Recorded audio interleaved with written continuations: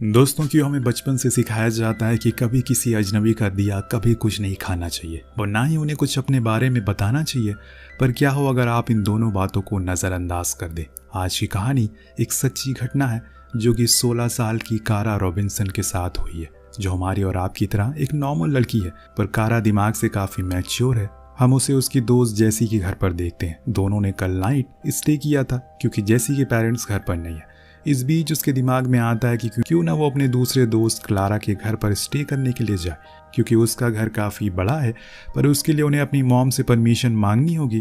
वो उस काम में लग जाते हैं और कारा अपनी मॉम सारा को कॉल करती है, जो कि एक वर्किंग वुमेन है। उन्होंने कभी भी अपनी बेटी को किसी चीज़ के लिए मना नहीं किया, क्योंकि वो जानती है कि वो बड़ी हो गई है और वो ऐसी कोई भी चीज़ नहीं करेगी जिससे उन्हें बुरा लगेगा। और ऐसा आज तक कभी सारा ने कुछ किया भी नहीं है। इसीलिए वो इजाज़त दे देती हैं और उधर जेसी की मॉम भी हाँ कर देती हैं। इस बीच वॉशरूम में पहले जेसी चली जाती है तो कारा बाहर फ्लावर्स में पानी डालने के लिए जाती है।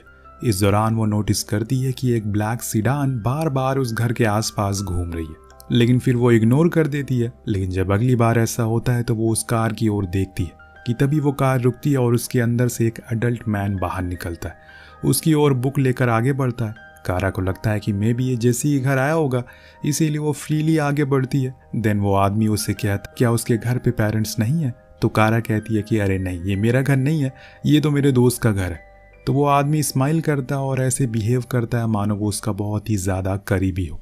देन वो फिर इसी सवाल को थोड़े अलग ढंग से पूछता है, क्या उसके दोस्त के घर पर उसके पेरेंट्स नहीं है, तो कारा कहती है कि नहीं। जी हाँ, यही वो गलती कर देती है और उस बेचारी को कहाँ पता था कि सच बोलने की इतनी बड़ी कीमत चुकानी पड़ जाएगी।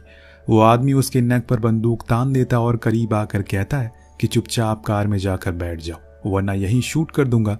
कारा एकदम फ्रीज हो जाती है, उसे कोई भी आइडिया नहीं होता कि ये सब क्या हो रहा है। उस टाइम उसे जो सही लगा उसने वही किया। वो चुपचाप जाकर उस कार में बैठ गई। अगर वो चिल्ला देती तो शायद नतीजा कुछ और होता, लेकिन क्या होता अगर उसे ऐसा करने पर वो बंदा उसे गोली मार देता। सिक्के के दो पहलू भी हो सकते हैं। अब वो आदमी कार को लेकर वहां से निकल जाता है और कारा डिग्गी में बंद रोना शुरू कर देती है। वो बेखबर थी कि आगे क्या होने वाला है। एक बारी जब वो कार कुछ देर बाद जाकर एक मोड़ पर रुकती है तो वो भागने की कोशिश करती है, पर उसके अंदर हिम्मत ही नहीं हो रही थी कि वो ऐसा कुछ कर सके। इतने में वो आदमी आकर उसके हाथ पैर बांध देता और उसको एक ट्यूब के अंदर बैठा देता है। देन वो फिर अपने घर की ओर निकल जाता है और यहाँ से कारा की जिंदगी की किताब में कुछ ऐसे पन्ने जुड़ने वाले हैं जिससे वो जब जब पढ़ेगी तब तब खुद को कोसेगी कि काश वो दिन चिल्ला देती। उधर जब जेसी नहाकर बाहर आती है तो देखती है कि वहाँ पर कारा नहीं है, पानी गिर रहा है। ऐसे वो बिना बताए तो कहीं नहीं जा सकती, उसे कुछ बैड वाइब्स आ रही थी, इसीलिए वो उसकी मॉम को कॉल करके सब कुछ बता देती है, जो बिना देरी किए पुलिस कंप्लेन कर देती है, जो कि जेसी के घर पहुंचती है। लेकिन वो पुलिस वाले उसकी बात पर यकीन ही नहीं कर रहे थे। उन्हें लग रहा था कि वो खुद की मर्जी से घर से भाग गई या फिर अपने बॉयफ्रेंड के साथ कहीं चली गई। अब यहाँ सारा रायन को भी कॉल करके पूछती है, जो कारा का बॉयफ्रेंड है, पर वो इनकार करता है कि ऐसा कुछ भी नहीं हुआ, पर फिर भी वो मानने को राजी नहीं थे। उधर कारा घर पहुंच गई थी। वो आदमी उसे ट्यूब से बाहर निकालता है और बेडरूम में ले जाकर बैठा देता है, जहाँ कारा नोटिस करती है कि वहाँ पर काफ़ी अजीब सी चीज़ें पड़ी हुई है जो किसी को तकलीफ देने के काम आती है। खैर इसके बाद वो बंदा एक नोटबुक लेकर आता है, उससे सवाल करना शुरू कर देता है, जैसे कि उसके पेरेंट्स का नाम, उसके एड्रेस, उनका फ़ोन नंबर, वो कहाँ तक पढ़ी है, क्या वो वर्जिन है, सब कुछ। यहाँ तक कि वो उसके बॉडी मेजरमेंट भी पूछता है। उस आदमी की नज़रों में हम हैवानियत को अच्छे से देख पाते हैं। वो कोई कसर नहीं कर रहा था ये साबित करने में कि वो किस कदर पागल है लड़कियों के पीछे, ये जानते हुए कारा उसकी बेटी की उम्र की है। खैर कारा सब कुछ बता देती है। उसने फिर वो आदमी कहता है कि तुम्हें अब जो भी मैं कहूँगा वो मानना पड़ेगा और मुझे मिस्टर कहकर पुकारना होगा। अगर कोई भी चालाकी की, भागने की या फिर कुछ उल्टा सीधा करने की कोशिश करी तो मैं तुम्हें गोली मार दूंगा। ये सुनकर कारा डर जाती है, लेकिन फिर वो आदमी उसके साथ कुछ ऐसा करता है जिसका जख्म शायद कारा अपनी उम्र भर याद रखेगी। कारा की आंखों में आंसू थे। वो उसे बार बार रोकने की कोशिश करती है, लेकिन वो कहाँ मानने वाला था। सब कुछ हो जाने के बाद जब कारा अपने होश में आती है तो वो नोटिस करती है कि रूम में एक फीमेल कॉम है जिसमें बाल लगे हुए हैं, कुछ क्रीम है जो कि लड़कियां यूज़ करती हैं। इतना तो उसे कंफर्म हो गया था कि ज़रूर इस घर में लड़की है। अब इसके बाद वो उसे बाहर सोफे पर ले जाकर बैठा देता है और उसके साथ कुछ अडल्ट मूवीज़ देखता है। अब इस बीच कारा थोड़ा सोचना शुरू कर देती है कि कैसे उसे अब यहाँ से बाहर जाना है, क्योंकि जितना टाइम वो यहाँ पर गुजारेगी उसके लिए उतना ही बुरा होगा। वो बंदा तो उसके साथ परछाई की तरह चल रहा है, बस गैप मिल रहा है तो 2 या 3 मिनट का, लेकिन इतना गैप उसके लिए काफ़ी नहीं है। अब यहाँ कारा सही मौके का इंतज़ार कर रही थी, सही समय का। वो पहले उसके बारे में जानना चाहती है कि आखिर उसका नाम क्या है, वो क्या करता है, ऐसा क्यों कर रहा है। इसीलिए वो उसे बातें करना शुरू करती है, ऐसा प्रिटेंड करती है कि उसे ये सब अच्छा लग रहा है, उसे मज़ा आ रहा है। इसीलिए वो अपना नाम जॉनी बताता है और वो एक शॉप ओनर है। जब कारा उसकी फैमिली के बारे में पूछती है तो वो उसे चुप करा देता है। इतना भी बेवकूफ़ नहीं है वो, उसे अच्छे से पता है कि वो क्या जानना चाहती है। इसीलिए वो उसे एश्योर करता है कि जब मेरा मन तुमसे भर जाएगा तो मैं तुम्हें छोड़ दूंगा, पर वो कब होगा ये मैं नहीं जानता। लेकिन अगर तुम फ्री होने के बाद पुलिस के बाद गई तो सबसे पहले तुम्हारी मॉम के साथ मैं ऐसा कुछ करूंगा। वो कहीं मुंह दिखाने लायक नहीं रहेंगी। अब कुछ घंटे बीत गए हैं। वो फिर से कारा को बेडरूम में ले जाता और ऐसे ही शाम होने को आ जाती है, लेकिन अब कारा उसको समझ गई है। इसीलिए उसके अगला स्टेप होता है कि उस घर में जितनी भी चीज़ें हैं उन्हें ऑब्जर्व करना। तो उसे उसके सारे ऑर्डर्स को फॉलो किया। जॉनी को भी लगता है कि ये छोटी बच्ची है, ये आखिर क्या ही करेगी, लेकिन कारा के दिमाग में बहुत कुछ चल रहा था। वो अब उसके काम में हाथ बटाना शुरू कर देती है, जिससे कि उसके घर में उन जगहों पर जाने की इजाज़त मिल जाती है जो उसने देखा नहीं था।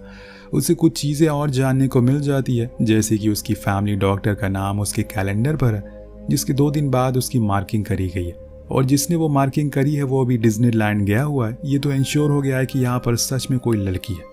ये भी और जो कोई भी है वो 2 दिन बाद लौटने वाली है, लेकिन वो कौन है ये अभी तक पता नहीं चल पाया। लेकिन जितनी भी चीज़ें उसने देखी है इससे उसे काफ़ी मदद मिलेगी, क्योंकि उसे यकीन है कि 2 या 3 दिन बाद वो इस घर से ज़रूर बाहर निकलेगी, और तब उसे यही क्लूज हेल्प करेंगे जस्टिस के लिए। इस बीच वो एक और चीज़ को नोटिस करती है। वहाँ किचन में एक बॉक्स रखा हुआ है, जिसको लेकर जॉनी बहुत ही ज़्यादा सेंसिटिव है। अगर वो उसकी ओर देख भी लेती है तो उसे डांटना शुरू करता है।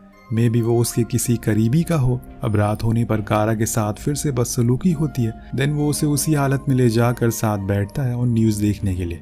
वो ये देखना चाहता है कि क्या कोई हेडलाइन है कारा की मिसिंग की, लेकिन अफसोस कि ऐसा कुछ भी नहीं था। वहाँ कोई ऐसी न्यूज़ नहीं आ रही थी जिसमें कारा का नाम हो, जो देखकर वो उससे कहता है कि देखो कोई भी तुम्हारी केयर नहीं करता, इसीलिए किसी को भी तुम्हारी कोई परवाह नहीं है। जो देखकर कारा भी टूट जाती है, क्योंकि उसे गुम हुए 12 घंटे से ज़्यादा का समय हो गया है। इस दौरान हम दूसरी ओर सारा को देखते हैं, जो हर वो कोशिश कर रही है जिससे कि वो पुलिस को यकीन दिला सके जो कुछ भी हुआ है वो हकीकत में सच है।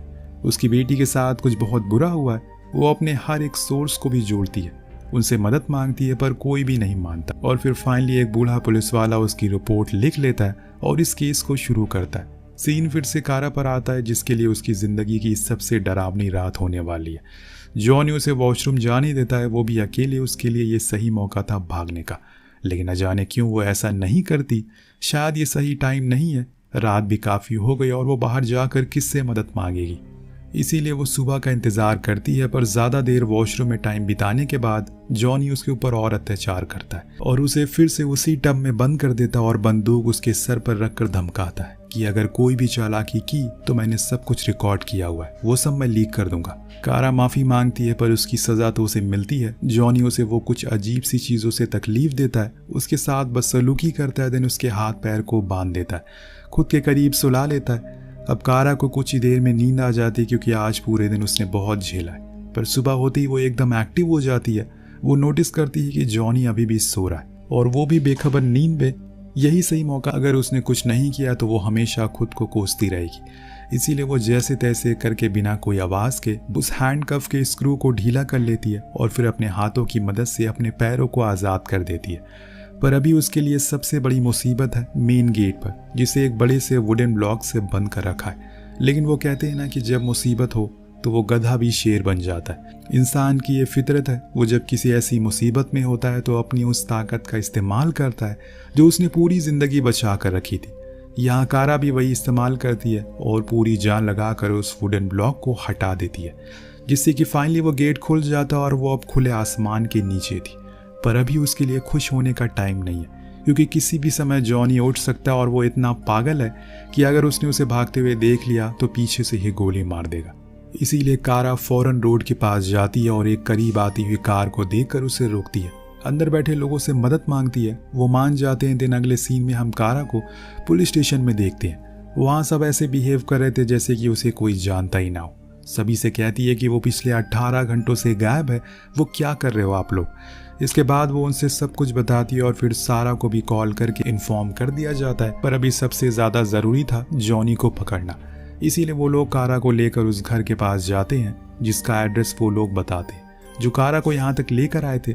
वहाँ पुलिस एक बंदे से पूछताछ करते हैं। उनके मुताबिक वहाँ पर ऐसा कोई भी आदमी नहीं रहता। कारा कार से बाहर आती है और कहती है कि उसके पास बहुत सारे बर्ड हैं, वो हमेशा अपनी खिड़की को बंद करके रखता है। एक ब्लैक सीडान भी है उसके पास। दिन वो आदमी समझ जाता है कि वो किसकी बात कर रही है, तो वो उसे उसके घर के पास लेकर जाता है। लेकिन तब तक दोस्तों वो भाग चुका था, जो कि ऑब्वियसली होना ही था, क्योंकि वो जब सोकर उठा होगा तो सबसे पहले उसने कारा को ही ढूंढा होगा। खैर, अब पुलिस कारा को उस अपार्टमेंट में रह रहे सभी लोगों की फोटोज को दिखाती है जिससे कि उसकी पहचान हो सके, जिसमें से वो उसे भी पहचान जाती है। तब हमें पता चलता है कि उसका असली नाम रिचर्ड है, ना कि जॉनी, और वो यहाँ पर अपनी पत्नी के साथ रहता है। सब कुछ कंफर्म होने के बाद घर की तलाशी ली जाती है। कारा के बताई हुई सारी चीज़ सच होती है, सब कुछ वैसा का वैसा था। और फिर दोस्तों बारी आती है उस बॉक्स की जिसको लेकर रिचर्ड बहुत ही ज़्यादा सेंसिटिव था। जब पुलिस उसको खोलती है तो उसके तो होश ही उड़ जाते हैं। दरअसल कारा पहली विक्टिम नहीं थी जो ये सब झेल रही थी। उस बक्से में न जाने कितनी से कितनी उम्र की लड़कियों के सपने टूटे हुए रखे हुए थे जिन्हें रिचर्ड ने हर दिन तकलीफ दी थी, जिसमें न जाने कितनों ने खुद को मार लिया होगा या फिर रिचर्ड ने मार दिया होगा।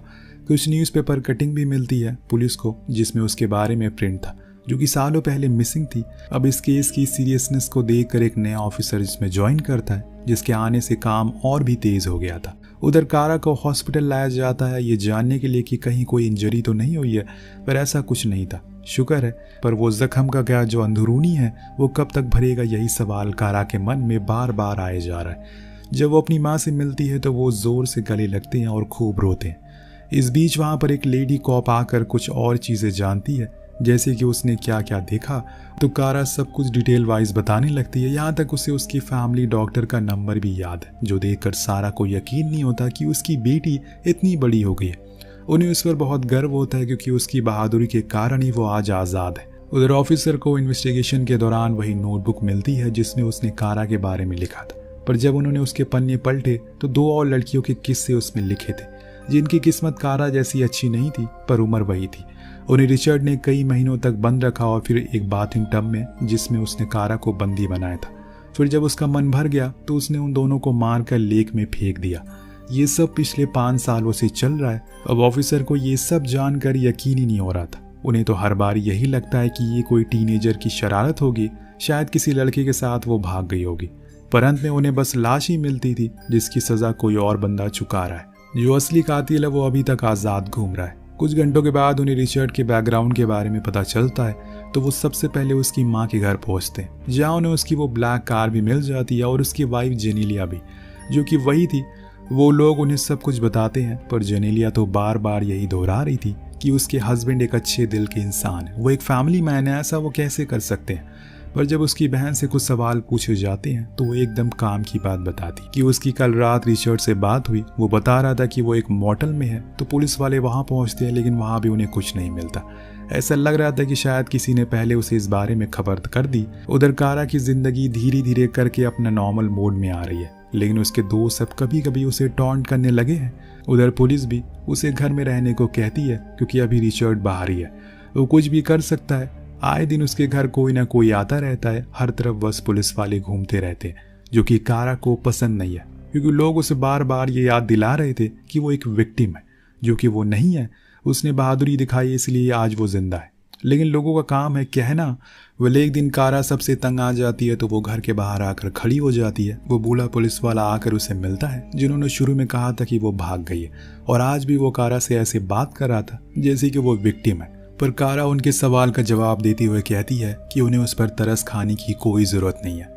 अगर वो अपने काम बखूबी करता शुरुआत में तो आज उसे ये दिन देखना नहीं पड़ता। ये वो नहीं बल्कि उसका कॉन्फिडेंस बोल रहा था, जो सुनकर वो चुप हो जाता है।